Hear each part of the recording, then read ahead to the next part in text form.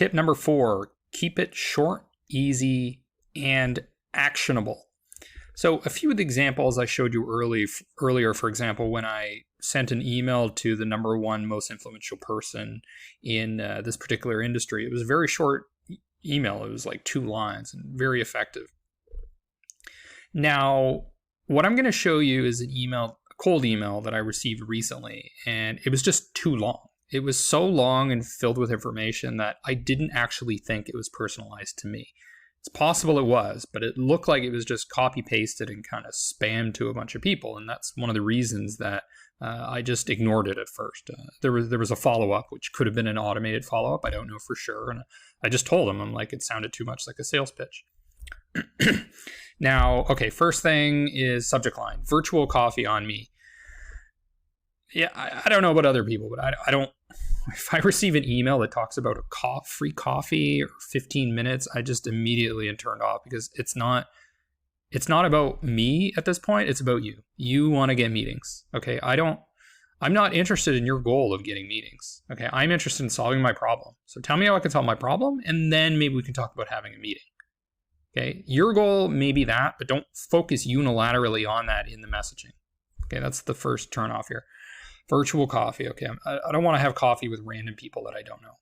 And that's probably what your prospects are thinking too. Now, he's pointing out how he knows me, or how there's some connection here, which is a mutual LinkedIn group. Okay, that makes sense. That's a good thing.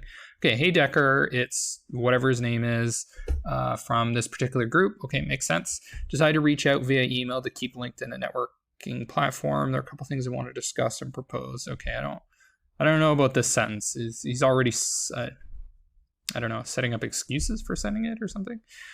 But fine. I mean, again, some of this is just my own personal views. We have other things that are more data driven. But yeah, I don't know what this is all about. There are a couple of things I want to discuss and propose. It'd be great to hear your story on my new podcast. Okay, that's something I'm interested in, right? I'm a public speaker.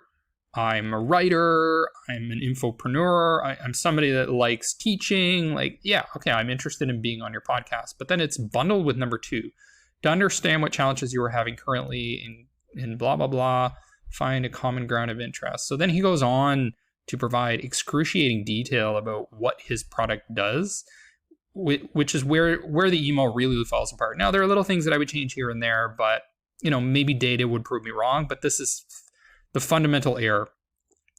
Too much information. Okay, customer develop, define the green team, define the solution, pre-sales, brand ID, and it just goes on. It's just this long list of pasted content, and then the part that I really don't like is Tuesday or Wednesday. So when it's too aggressive, trying to get that chat, trying to get that meeting, it's just like, this isn't for me. This is just you trying to get what you want. And when you put in too much information about your product, yeah, it's a turnoff. Now, I mean, there's some nuance here. There are going to be cases where people just don't have enough knowledge to make a decision. For example, if you're not sending cold emails, but you're sending like message ads through LinkedIn, yeah, you need to reach people based on their stages of awareness, but you can triage them, right? They can click to get more information if they want to watch your video, go to your website. You can send people to a request a demo. But with this cold email, if your goal is to get somebody to respond, to have a conversation with you, this is not going to work, right? This is just basically spam. It's just tons of information about your product, not about what my needs are or what the value is for me.